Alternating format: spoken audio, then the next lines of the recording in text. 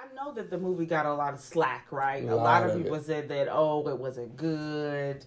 A lot of people say, you know, they should have just left it alone. Here's kind of what I think.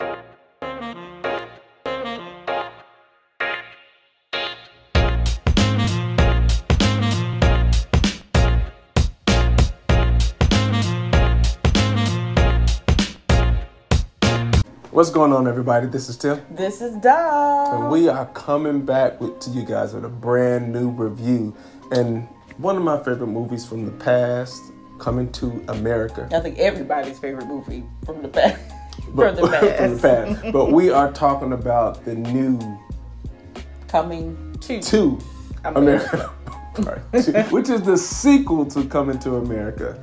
From back, 30 years ago? Just about, yeah. The original one came out in I almost want to say 89. 1988. 1988. I was close. If you haven't watched it yet, if you haven't heard too much about it, which if you have not, I really don't know what you've been doing, but that's okay. We're going to catch you up. Right. It is showing how Prince Hakeem, his father is passing away, and he supposedly initially does not have an heir to the throne. He has all girls, but comes to learn that he actually has a son out of wedlock from his previous trip to New York to Queens. And so he sets out on a mission to find his son, bring him back, and hopefully integrate him into the culture of Zamunda to be the next heir to the throne. The really cool part of it, it's really featuring almost everyone from the original movie. Yeah, so of course you got Eddie Murphy, of course you have Arsenio Hall, you have, you know, your favorites. You got Louis Armstrong in there. Louis Armstrong. Louis Anderson. John Amos. Sherry Headley, Vanessa Bell Calloway. She looked amazing. Still in there barking. Bless her heart. Bless her. Of course, we still had the Mufasa. James Earl Jones. Absolutely. We didn't have an appearance by his wife, but I do know she passed away. So God bless her soul. And then you had some of the newcomers. Again, it was an all-star cast. So we had people like Rick Ross in there. Big ups to Rick Ross. Listen, first of all, he did some acting with a whole accent. He's one line, but he made it big. Whoa. He did that. Yeah, Tiana Taylor in there. Yeah. Rotimi made an appearance. Also starring. Wesley Snipes was in there, and of course he did what he did. And it was also starring Jermaine Lawson, which after looking it up, I realized I knew his face. He was also in Judas and the Black Messiah. He did a great job. He did his thing for sure. And then you had Kiki Lane was in there. She was the daughter of King Akeem, which is a great job. She looks so young. I know, like in the thing, I'm thinking she's like a teenager. She did. She's like a teenager, and you know, to see her play all these different roles is great. I love Kiki. She's so pretty. She's such a pretty black woman. Yes, Kiki, you did that. Leslie Jones. Yes. Leslie Jones, who she did her thing too. Tracy Morgan was in there as well. Lunel, who is the comedian. You had Morgan Freeman made an appearance. Gladys Knight made an appearance. I mean, doggone. Who wasn't in the movie? Let's start there. Who was not there? It was definitely completely star-studded. They didn't hold out any stops on this one. Everybody was in this film.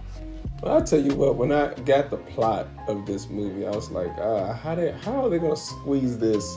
You have a son from, before he got married from America. I was like, this is going to be crap. But they did an amazing job. They were using old footage and inserting a storyline in there. Oh my gosh. I'm like, okay, I can dig it. I can dig it. They did real good. And the CGI was actually pretty believable. Like, it was really seamless how it transitioned from old to new.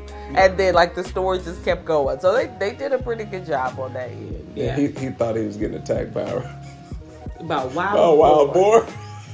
Bless his heart. If you ain't seen it, you'll get it when you see it. I think that was kind of like the resounding thing, which was kind of clever, how to use a lot of the old footage from the initial Coming to America and wove it into this current time. Yes. So if I had never seen Coming to America a day in my life and came to watch Coming to America, you kind of have a sense of what happened before and what's happening now. So it really kind of brought you full circle as someone who may have not seen the original person, or for the newer generation who may just be learning exactly what Coming to America is, although almost all of our pop cultural antics stem from this movie. Yeah, So, but they did a great job just kind of bringing everything round circle.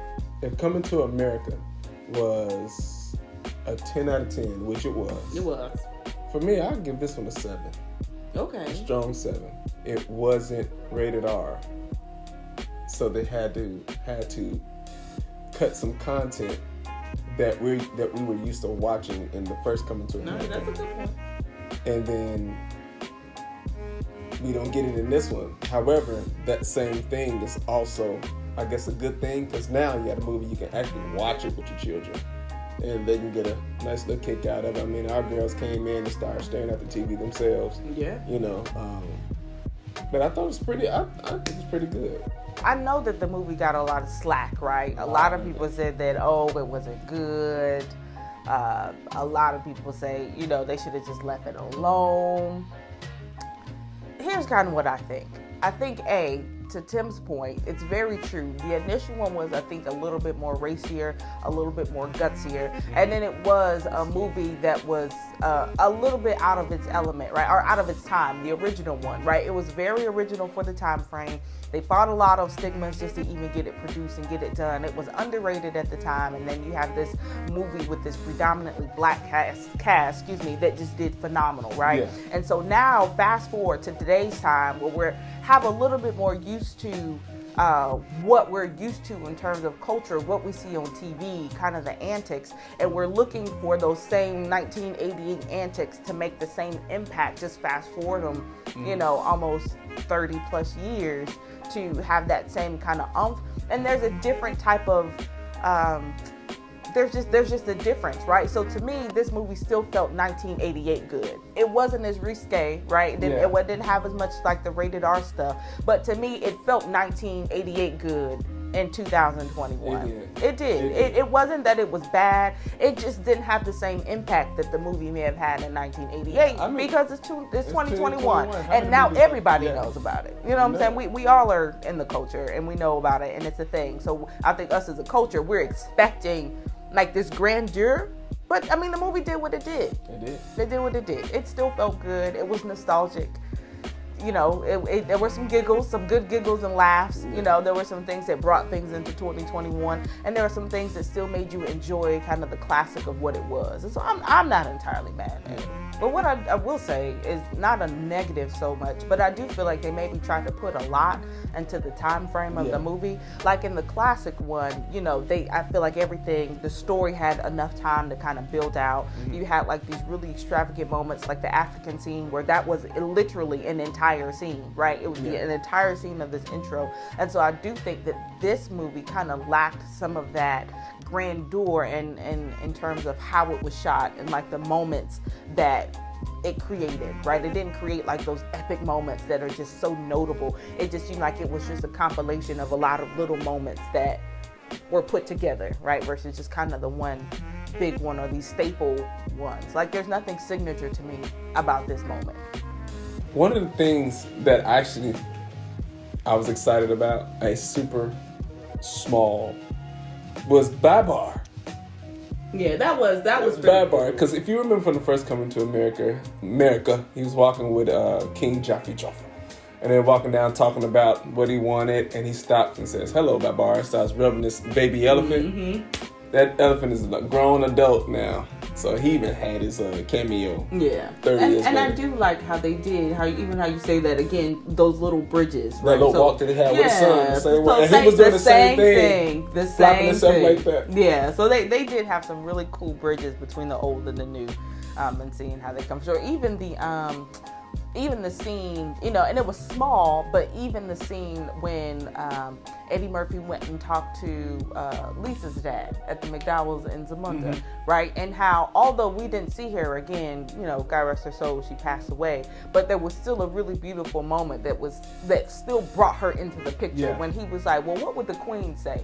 You know, out of all the Jaffers, I thought that she was the wisest. And so it was still a really beautiful way to even bring her into the scene, although she wasn't necessarily with us in person. So her spirit was most certainly there. So cool notes. There was some cool nods. I think it's a great movie.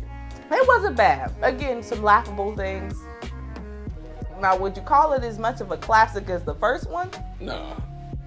That's like trying to see if the remake of the Lion King is just as classic as the first one. It wasn't.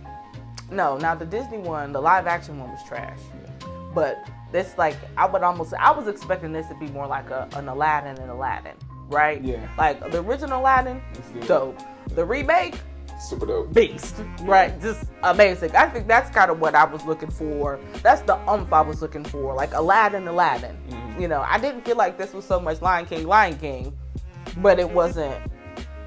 So overall, I think the film was good, nostalgic, had some kikis and some giggles in there. It was nice to see some fresh faces. Overall, I thought it was decent. I don't really see why all the hubbub was about it was bad. It wasn't terrible. No, it definitely wasn't terrible. No. And me personally, I'd give it a little bit more than decent. It's just not classic level. Yeah, not but it's a good level. movie. Agreed. Again, just as I said, I think it's 1988 fun brought into the 2000s. Again, not bad. So, again, if you haven't checked it out, go ahead and check it out. Again, just watch it. For the nostalgia, for the culture. Yeah. It's there. And it's plenty full of culture. It really is. So, Coming to America, now available on Amazon Prime TV. It is free if you have a Amazon Prime membership. If it's for rent, I don't know how much it is to rent, but I'm sure it's, whatever it is. I think it's worth the cost. Whatever it is. It's worth the cost. Definitely check it out. Yeah, check it out, Destiny.